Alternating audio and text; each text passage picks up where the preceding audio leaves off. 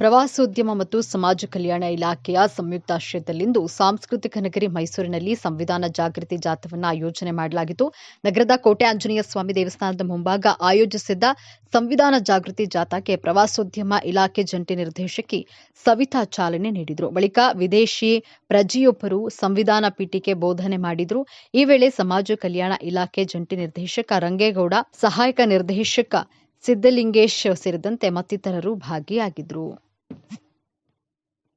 ಭಾರತ್ ಮಾತಾ ಕಿ ಬೋಲೋ, ಭಾರತ್ ಮಾತಾ ಕಿ ಬೋಲೋ, ಭಾರತ್ ಮಾತಾ ಕಿ. ಭಾರತ ಸಂವಿಧಾನಕ್ಕೋಸ್ಕರ ಇವತ್ತು ಬಂದಿದ್ದಾರೆ. ಇದಕ್ಕೆ ಬಹಳ ಪ್ರಮುಖವಾದಂತವರು ನಮ್ಮ ಅನಿಲ್ ರಾಜ್ ಅವರು ಟಾಂಗಾ ಅಸೋಸಿಯೇಷನ್ ಜೊತೆ ಮಾತಾಡಿ ಅವ್ರನ್ನ ಒಪ್ಪಿಸಿ.